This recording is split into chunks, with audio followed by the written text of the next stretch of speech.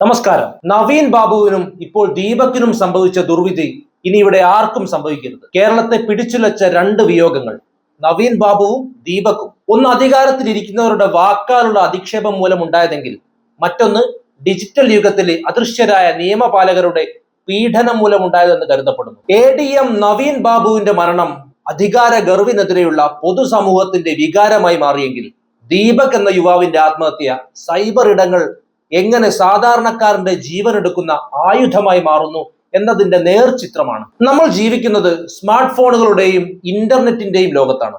എന്നാൽ ഇതേ സാങ്കേതിക വിദ്യ നമുക്കെതിരെ തിരിയുന്നതാണ് ദീപകിന്റെ കേസിൽ കണ്ടത്. ഇതിനെ ഒരു ഡിജിറ്റൽ ട്രാപ്പ് എന്ന് വിളിക്കാം. നവീൻ ബാബുവിന്റെ കാര്യത്തിൽ അത് നേരിട്ടുള്ള ആക്ഷേപമായിരുന്നെങ്കിൽ ദീപകിന്റെ കാര്യത്തിൽ അത് ഡിജിറ്റൽ വിചാരണയായിരുന്നു. സൈബർ സെല്ലിന്റെ പേരിൽ ഉണ്ടാകുന്ന ഭീഷണികളും ഡിജിറ്റൽ തെളിവുകൾ വളച്ചൊടിക്കപ്പെടുമോ എന്ന ഭയവും ഒരു സാധാരണക്കാരനെ എത്രത്തോളം സമ്മർദ്ദത്തിലാക്കുമെന്ന് ദീപകിന്റെ മരണം നമ്മെ ഓർമ്മിപ്പിക്കുന്നു. അധികാര കസേരയിലിരുന്ന് ഒരാളെ പരസ്യമായി വിചാരണ ചെയ്യുന്നതും സാങ്കേതിക വിദ്യയുടെ മറവിൽ ഒരാളെ മാനസികമായി തകർക്കുന്നതും ഒരേ ഫലമാണ് ഉണ്ടാക്കുന്നത്: ഒരു മനുഷ്യ ജീവിതത്തിന്റെ അന്ത്യം. അന്വേഷണ ഏജൻസികൾക്ക് ഒരു വ്യക്തിയെ മാനസികമായി തകർക്കാൻ അവകാശമുണ്ടോ എന്ന ചോദ്യം ഇവിടെ പ്രസക്തമാണ്. സൈബർ നിയമങ്ങൾ പലപ്പോഴും കുറ്റവാളികൾക്ക് പഴുതുകൾ നൽകുകയും ഇരകളെ കൂടുതൽ സമ്മർദ്ദത്തിലാക്കുകയും ചെയ്യുന്നു. കോടതി കുറ്റക്കാരനാണ് കണ്ടെത്തുന്നതിന് മുമ്പേ പൊതുസമൂഹവും സോഷ്യൽ മീഡിയയും ഒരാളെ കുറ്റവാളിയായി പ്രഖ്യാപിക്കുന്ന രീതി അതീവ അപകടകരമാണ്. നവീൻ ബാബുവിന്റെയും ദീപകിന്റെയും വേർപാട് കേവലം വാർത്താ തലക്കെട്ടുകൾ മാത്രമായി ഒതുങ്ങേണ്ടതല്ല. അധികാരത്തിന്റെ ഹുങ്കും സൈബർ ഇടങ്ങളിലെ സുരക്ഷാ പാളിച്ചകളും ഒരുപോലെ അപകടകരമാണെന്ന് ഈ സംഭവങ്ങൾ നമ്മെ പഠിപ്പിക്കുന്നു. നിയമം നടപ്പിലാക്കുന്നവർക്കും അധികാരം കയ്യിലുള്ളവർക്കും ഒരു പൗരന്റെ അന്തസ്സിനെ ചോദ്യം ചെയ്യാൻ അവകാശമില്ല. മേൽക്കോടതി വിധികൾ വരുന്നതുവരെ കാത്തിരിക്കുമ്പോഴും ഇനിയൊരു നവീൻ ബാബുവോ ദീപക്കോ കേരളത്തിൽ ഉണ്ടാകാതിരിക്കാൻ ജാഗ്രത പുലർത്തേണ്ടത് നമ്മുടെ ഓരോരുത്തരുടെയും കടമയാണ്. ആത്മഹത്യ ഒന്നിനും പരിഹാരമല്ലെങ്കിലും അങ്ങനെ ഒരു തീരുമാനത്തിലേക്ക് മനുഷ്യനെ എത്തിക്കുന്ന വ്യവസ്ഥിതി തിരുത്തപ്പെടുക തന്നെ വേണം. വിരൽ തുമ്പിലെ ഒരു ക്ലിക്ക് കൊണ്ട് ആരെയും തകർക്കാമെന്ന അഹന്ത വളരുന്ന കാലഘട്ടത്തിലാണ് നാം ജീവിക്കുന്നത്. ഒരു സെൽഫിയോ വീഡിയോയോ വൈറലാക്കാൻ നാം മെനക്കെടുന്ന അതേ വേഗതയിൽ തെറ്റായ ഒരു വിവരമോ വ്യക്തിഹത്യയോ പടരുമ്പോൾ അതൊരാളുടെ ജീവിതത്തെ എങ്ങനെ ബാധിക്കുമെന്ന് പലരും ചിന്തിക്കാറില്ല. നവീൻ ബാബുവിന്റെയും ദീപകിന്റെയും കേസുകൾ നമ്മെ ബോധ്യപ്പെടുത്തുന്നത് ഇതേ ഭയാനകമായ സത്യമാണ്. അധികാരത്തിന്റെ ഹുങ്കിലായാലും ഡിജിറ്റൽ ഗൂഢാലോചനയിലായാലും ഒരു മനുഷ്യനെ ആത്മഹത്യയിലേക്ക് തള്ളിയിടുക എന്നത് കൊലപാതകത്തിന് തുല്യമായ ക്രൂരതയാണ്.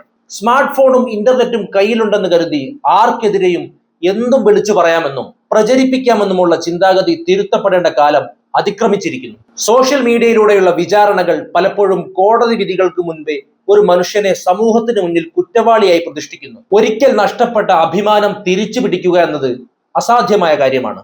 നവീൻ ബാബുവിനെ പോലെ സത്യസന്ധമായി ജോലി ചെയ്തിരുന്ന ഒരാൾക്ക് തന്റെ നിരപരാധിത്വം തെളിയിക്കാൻ മരണത്തെ അഭയം പ്രാപിക്കേണ്ടി വന്നത് നമ്മുടെ വ്യവസ്ഥിതിയുടെ പരാജയമാണ്. അതുപോലെ തന്നെയാണ് ഡിജിറ്റൽ പ്ലാറ്റ്ഫോമുകൾ വഴി വ്യക്തികളെ കുടുക്കുന്ന പുതിയ തരം കെണികളും. ഇത്തരം പ്രവണതകൾക്കെതിരെ ശക്തമായ നിയമനിർമ്മാണവും അതിലുപരി ഓരോ പൗരന്റെയും ബോധപൂർവമായ ഇടപെടലും അനിവാര്യമാണ്. സാങ്കേതിക വിദ്യ വിവേകത്തോടെ ഉപയോഗിക്കാനുള്ളതാണ്, മറിച്ച് മറ്റൊരാളുടെ ശവക്കുഴി തോണ്ടാനല്ല എന്ന് നമ്മൾ ഇനിയെങ്കിലും തിരിച്ചറിയണം. ഇനിയൊരു ജീവൻ കൂടി ഇത്തരം അഹന്തകൾക്ക് ബലിയാടാകാതിരിക്കാൻ നമുക്ക് ജാഗ്രതയോടെ കാവലിരിക്കാം. ദീപകിന്റെ ആത്മഹത്യക്ക് നേരിട്ടുള്ള കാരണം ഷിംജിത മുസ്തഫ സോഷ്യൽ മീഡിയയിൽ പങ്കുവച്ച ആ എഡിറ്റ് ചെയ്ത വീഡിയോയും അതിനെ തുടർന്നുണ്ടായ സൈബർ ലിഞ്ചിങ്ങുമാണ്. ഇത് ഇന്ത്യൻ ശിക്ഷാ നിയമത്തിലെ വകുപ്പ് 306, നിലവിൽ ഭാരതീയ ന്യായ സംഹിതയിലെ ബന്ധപ്പെട്ട വകുപ്പുകൾ BNS 108 പ്രകാരം ആത്മഹത്യാ പ്രേരണ കുറ്റത്തിന്റെ പരിധിയിൽ വരുന്ന ഒന്നാണ്. ഒരാളെ മാനസികമായി തകർക്കുകയും അയാൾക്ക് ആത്മഹത്യ അല്ലാതെ മറ്റൊരു വഴിയില്ല എന്ന സാഹചര്യം ബോധപൂർവം സൃഷ്ടിക്കുകയും ചെയ്യുന്നത് 10 വർഷം വരെ തടവും പിഴയും ലഭിക്കാവുന്ന കുറ്റമാണ്. ദീപക് തന്റെ സുഹൃത്തുക്കളോടും വീട്ടുകാരോടും വീഡിയോയെക്കുറിച്ചുള്ള മനോവിഷമം പങ്കുവച്ചിരുന്നു എന്നത് ഈ കേസിൽ ഷിംജിതയെ കുടുക്കാൻ പോകുന്ന ഏറ്റവും ശക്തമായ തെളിവാണ്. അനുവാദമില്ലാതെ ഒരാളുടെ ദൃശ്യങ്ങൾ പകർത്തി അത് വികലമായ രീതിയിൽ എഡിറ്റ് ചെയ്ത് പ്രചരിപ്പിച്ചത് IT ആക്ട് വകുപ്പ് 66E പ്രകാരം സ്വകാര്യതാ ലംഘനമാണ്. ഇതിനു പുറമെ ഇല്ലാത്ത കുറ്റം ആരോപിച്ചതിലൂടെ ദീപകിന്റെ അന്തസ്സിനെ ചോദ്യം ചെയ്തതിന് ക്രിമിനൽ അപകീർത്തി കേസും ഷിംജിത നേരിടേണ്ടി വരും. കോടതി കുറ്റവാളിയാണെന്ന് കണ്ടെത്തുന്നതിന് മുൻപ് ഒരാളെ സോഷ്യൽ മീഡിയയിലൂടെ ശിക്ഷിക്കുന്നത് വഴി ഭരണഘടന നൽകുന്ന മൗലികാവകാശമായ ജീവിക്കാനുള്ള അവകാശത്തെയാണ് ഇവർ ചവിട്ടിമതിച്ചത്. ഇവിടെ സ്ത്രീ എന്ന പരിഗണന ലഭിക്കുമോ എന്ന ചോദ്യത്തിന് പ്രസക്തിയില്ല. കുറ്റകൃത്യത്തിന്റെ സ്വഭാവം നോക്കുമ്പോൾ നിയമം പുരുഷനും സ്ത്രീക്കും തുല്യമാണ്. ഒരാളെ മരണത്തിലേക്ക് നയിക്കുന്ന വിധത്തിലുള്ള സൈബർ ആക്രമണത്തിന് നേതൃത്വം നൽകിയവർക്ക് കഠിന തടവ് തന്നെ ലഭിക്കാനുള്ള പഴുതുകളാണ് നിയമം ഒരുക്കുന്നത്. ഷിംജിതയെ പോലുള്ളവരുടെ ഡിജിറ്റൽ വിജിലാന്റിസം യഥാർത്ഥത്തിൽ സ്ത്രീ സുരക്ഷയെ കൂടിയാണ് അട്ടിമറിക്കുന്നത്. വ്യാജ വീഡിയോകൾ പെരുകുമ്പോൾ, ഭാവിയിൽ പീഡനം അനുഭവിക്കുന്ന സ്ത്രീകൾ പരാതിയുമായി വരുമ്പോൾ സമൂഹം അവരെയും സംശയത്തോടെ കാണാൻ ഇതിടയാക്കും. ഇത് സമൂഹത്തിന് നൽകുന്നത് തെറ്റായ സന്ദേശമാണ്. നവീൻ ബാബുവിന്റെയും ദീപകിന്റെയും വേർപാടുകൾ ഉയർത്തുന്ന വലിയൊരു സാമൂഹിക പ്രതിസന്ധിയാണ് വ്യാജ ആരോപണങ്ങളും ഏകപക്ഷീയമായ വിചാരണകളും. ഇത്തരം സന്ദർഭങ്ങളിൽ പുരുഷന്റെ ഭാഗം കേൾക്കാനും വ്യാജ ആരോപണങ്ങളെ പ്രതിരോധിക്കാനും ഒരു പുരുഷ കമ്മീഷൻ ആവശ്യമാണ് എന്ന വാദം ഇപ്പോൾ രാഷ്ട്രീയ കേന്ദ്രങ്ങളിൽ പോലും സജീവമാകുന്നുണ്ട്. ലിംഗസമത്വത്തെക്കുറിച്ച് സംസാരിക്കുന്ന ആധുനിക സമൂഹത്തിൽ വേട്ടയാടപ്പെടുന്നവരുടെ ലിംഗം നോക്കാതെ നീതി ഉറപ്പാക്കേണ്ടതുണ്ട്. തെറ്റുകാരെ ശിക്ഷിക്കണം, പക്ഷേ നിരപരാധികളെ കൊല്ലരുത് എന്ന വിവേകം ഭരണകൂടവും സമൂഹവും ഒരുപോലെ കാണിക്കണം. ദീപകിന്റെ കേസിൽ ഷിംജിതയെ കാത്തിരിക്കുന്നത് നിയമത്തിന്റെ വിട്ടുവീഴ്ചയില്ലാത്ത ചങ്ങലകളായിരിക്കും. ഇത്തരം സംഭവങ്ങളിൽ കൃത്യമായ അന്വേഷണവും അർഹമായ ശിക്ഷയും ഉറപ്പാക്കുക എന്നത് നീതി നിർവ്വഹണ സംവിധാനത്തിന്റെ ഉത്തരവാദിത്വമാണ്. നിയമം കയ്യിലെടുക്കുന്നവർക്ക് മാതൃകാപരമായ ശിക്ഷ ലഭിച്ചാൽ മാത്രമേ ഇനിയൊരു ദീപക് ഈ നാട്ടിൽ ഉണ്ടാകാതിരിക്കൂ. നവീൻ ബാബുവിന്റെ കാര്യത്തിലായാലും ദീപകിന്റെ കാര്യത്തിലായാലും നീതി വൈകുന്നത് നീതി നിഷേധിക്കുന്നതിന് തുല്യമാണ്. അധികാരം ഉപയോഗിച്ച് അഴിമതി ആരോപണം ഉന്നയിക്കുന്നവരും ഡിജിറ്റൽ തെളിവുകൾ ചമച്ച് സൈബർ കുരുക്കുകൾ ഒരുക്കുന്നവരും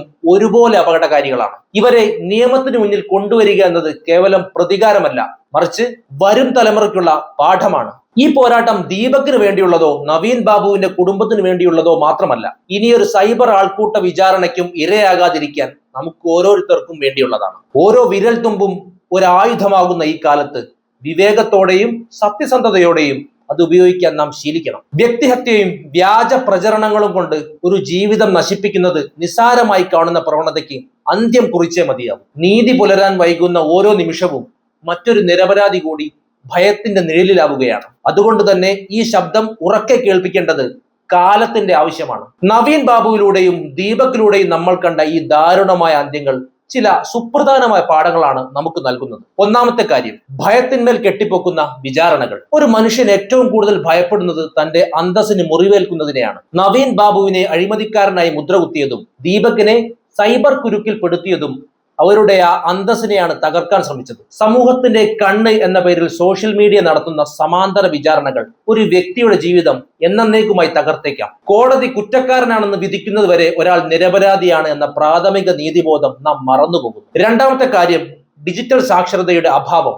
ഒരു മൊബൈൽ ഫോൺ ഉണ്ടെങ്കിൽ താൻ ലോകത്തിന്റെ കേന്ദ്രമാണെന്നും ആരോടും എന്തിനെക്കുറിച്ചും പ്രതികരിക്കാമെന്നുമുള്ള അമിത ആത്മവിശ്വാസം അപകടകരമാണ്. തെറ്റായ ഒരു പോസ്റ്റ് ഷെയർ ചെയ്യുന്നതോ നിജസ്ഥിതി അറിയാതെ ഒരാളെ പിന്തുണയ്ക്കുന്നതോ അപലപിക്കുന്നതോ ഒരാളുടെ ജീവനെടുക്കാൻ കാരണമായേക്കാം. ഡിജിറ്റൽ നിയമങ്ങളെക്കുറിച്ചും അതിന്റെ ശിക്ഷകളെക്കുറിച്ചും പൊതുസമൂഹത്തിന് കൃത്യമായ ധാരണ ലഭിക്കേണ്ടതുണ്ട്. മൂന്നാമത്തെ കാര്യം, മാനസികാരോഗ്യവും നിയമസഹായവും എന്ന മേഖലയാണ്. സമ്മർദ്ദത്തിലാകുന്ന ഘട്ടത്തിൽ ഒരു വ്യക്തിയെ ചേർത്ത് പിടിക്കാൻ സംവിധാനങ്ങൾ ഇല്ലാത്തത് വലിയൊരു വിടവാണ്. വ്യാജ ആരോപണങ്ങൾക്ക് ഇരയാകുന്നവർക്ക് സൗജന്യമായോ വേഗത്തിലോ നിയമസഹായം നൽകാനും അവരുടെ മനോവീര്യം വീണ്ടെടുക്കാനും കൗൺസിലിംഗ് ഉൾപ്പെടെയുള്ള സംവിധാനങ്ങൾ സർക്കാർ തലത്തിൽ ഉണ്ടാകണം. ഞാൻ ഒറ്റയ്ക്കല്ല, സത്യം തെളിയിക്കാൻ ഇവിടെ എനിക്ക് സംവിധാനങ്ങളുണ്ട് എന്ന ഉറച്ച ബോധ്യം ദീപകിനെ പോലുള്ളവർക്ക് ഉണ്ടാകണമായിരുന്നു. നാലാമതായി, നിയമം എല്ലാവർക്കും തുല്യമാണെന്നുള്ള ബോധ്യം. അധികാര കസേരയിൽ ഇരിക്കുന്നവർക്കും സൈബർ ലോകത്തെ ഗൂഢാലോചനക്കാർക്കും നിയമം ഒരുപോലെ ബാധകമായിരിക്കണം. രാഷ്ട്രീയ സ്വാധീനമോ ലിംഗഭേദമോ അന്വേഷണത്തെ ബാധിച്ചാൽ അത് സമൂഹത്തിന് നിയമത്തോടുള്ള വിശ്വാസം ഇല്ലാതാക്കും. ശിക്ഷകൾ മാതൃകാപരമായാൽ മാത്രമേ അടുത്ത തവണ ഒരാളെ അധിക്ഷേപിക്കാൻ ഒരു വ്യക്തി മുതിരുമ്പോൾ ആ വിരലുകൾ വിറയ്ക്കുകയുള്ളൂ. ചുരുക്കത്തിൽ, നവീൻ ബാബുവും ദീപകും വെറും പേരുകളല്ല, അവരൊരു മുന്നറിയിപ്പാണ്. ഡിജിറ്റൽ യുഗത്തിൽ സാങ്കേതിക വിദ്യയേക്കാൾ ഉപരി മനുഷ്യത്വം വളരേണ്ടതുണ്ട് എന്ന മുന്നറിയിപ്പ്. ഇനിയൊരു ചിത കൂടി ഇത്തരം വിവേകശൂന്യതയുടെ പേരിൽ എരിയാതിരിക്കാൻ നമുക്ക് ജാഗ്രത പാലിക്കാം. മറ്റൊരു വിഷയവുമായി വീണ്ടും കാണാം. നന്ദി.